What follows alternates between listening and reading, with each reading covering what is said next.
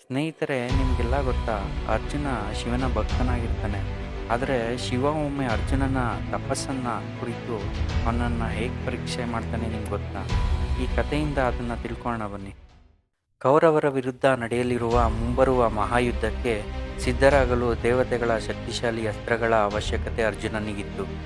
ಈ ಉದ್ದೇಶಕ್ಕಾಗಿ ಆತ ತಂದೆ ಇಂದ್ರನ ಸಲಹೆಯಂತೆ ಹಿಮಾಲಯದ ಇಂದ್ರಕಿಲ ಪರ್ವತಕ್ಕೆ ತೆರಳಿ ಅಲ್ಲಿ ಭಗವಾನ್ ಶಿವನನ್ನು ಕುರಿತು ಘೋರ ತಪಸ್ಸನ್ನು ಆರಂಭಿಸಿದನು. ಅರ್ಜುನನ ತಪಸ್ಸು ಎಷ್ಟು ಕಠಿಣವಾಗಿತ್ತೆಂದರೆ ಅವನ ಸುತ್ತಲಿನ ಪರಿಸರವೆಲ್ಲ ಅವನ ಭಕ್ತಿಯ ತೇಜಸ್ಸಿನಿಂದ ಬೆಳಗತೊಡಗಿತ್ತು. ಗಾಳಿ, ಮಳೆ, ಹಸಿರು, ನೀರು ಯಾವುದನ್ನೂ ಲೆಕ್ಕಿಸದೆ ಅರ್ಜುನನು ಏಕಾಗ್ರತೆಯಿಂದ ಶಿವನನ್ನು ಧ್ಯಾನಿಸುತ್ತಿದ್ದನು.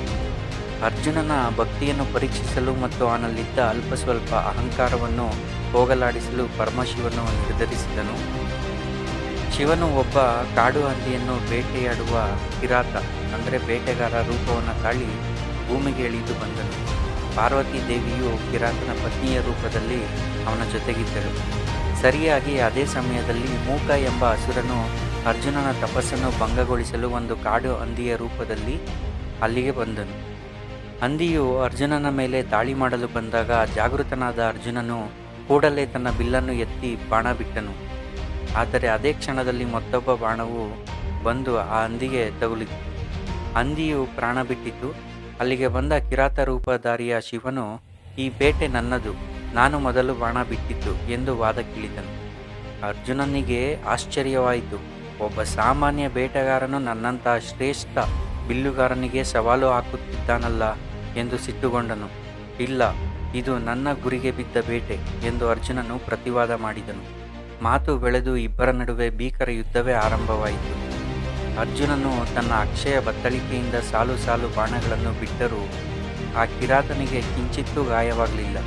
ಬದಲಾಗಿ ಕಿರಾತನು ಅರ್ಜುನನ ಬಾಣಗಳೆಲ್ಲ ಸುಲಭವಾಗಿ ಮೆಟ್ಟಿ ನಿಂತನು. ಅರ್ಜುನನ ಗಾಂಡಿವ ಬಿಲ್ಲು ಕೂಡ ಕಿರಾತನ ಮುಂದೆ ಕೆಲಸ ಮಾಡದಿದ್ದಾಗ ಅರ್ಜುನನು ಮುಷ್ಟಿಯುದ್ಧಕ್ಕೆ ಇಳಿದನು. ಕಿರಾತನ ಅಸಾಧಾರಣ ಬಲದ ಮುಂದೆ ಅರ್ಜುನನು ಸುಸ್ತಾಗಿ ನೆಲಕ್ಕೆ ಬಿದ್ದನು. ಸೋಲನ್ನು ಒಪ್ಪದ ಅರ್ಜುನನು ತನ್ನ ಪಕ್ಕದಲ್ಲಿದ್ದ ಮಣ್ಣಿನ ಶಿವಲಿಂಗಕ್ಕೆ ಮನಸ್ಸಿನಲ್ಲಿಯೇ ಪ್ರಾರ್ಥಿಸಿ ಒಂದು ಹೂವನ್ನಿಟ್ಟು ಪೂಜಿಸಿದನು. ಆದರೆ ಪವಾಡವೆಂಬಂತೆ ಅವನು ಲಿಂಗದ ಮೇಲೆ ಇಟ್ಟ ಹೂವು ಎದುರಿಗಿದ್ದ ಕಿರಾತನ ತಲೆಯ ಮೇಲೆ ಕಾಣಿಸಿಕೊಂಡಿತು. ಆ ಕ್ಷಣದಲ್ಲಿ ಅರ್ಜುನನಿಗೆ ಜ್ಞಾನೋದಯವಾಯಿತು. ತನ್ನ ಎದುರಿಗಿರುವುದು ಸಾಮಾನ್ಯ ಬೇಟೆಗಾರನಲ್ಲ, ತಾನು ಯಾರ ಪ್ರತ್ಯಕ್ಷ ದರ್ಶನಕ್ಕಾಗಿ ತಪಸ್ಸು ಮಾಡುತ್ತಿದ್ದೇನೋ ಆ ಸಾಕ್ಷಾತ್ ಪರಶಿವನೇ ಎಂದು ಅರ್ಥವಾಯಿತು. ಅರ್ಜುನನು ಕೂಡಲೇ ಕಿರಾತನ ಪಾದಗಳಿಗೆ ಬಿದ್ದು ಕ್ಷಮೆಯಾಚಿಸಿದನು. ಆಗ ಶಿವ ತನ್ನ ನಿಜ ರೂಪದಲ್ಲಿ ಪಾರ್ವತಿ ಸಮೇತನಾಗಿ ಪ್ರತ್ಯಕ್ಷನಾದನು. ಅರ್ಜುನ, ನಿನ್ನ ಶೌರ್ಯ ಮತ್ತು ಛಲ ನನಗೆ ಮೆಚ್ಚುಗೆ ತಂದಿದೆ.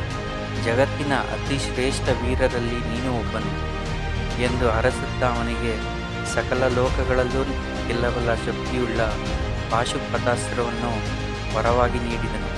ಅರ್ಜುನನು ಧನ್ಯಭಾವದಿಂದ ಶಿವನಿಗೆ ನಮಸ್ಕರಿಸಿದನು. ಈ ಕಥೆ ನಿಮಗೆ ಇಷ್ಟವಾಗಿದ್ದರೆ ದಯವಿಟ್ಟು ನಮ್ಮ ಚಾನಲ್ಗೆ ಸಬ್ಸ್ಕ್ರೈಬ್ ಮಾಡಿ.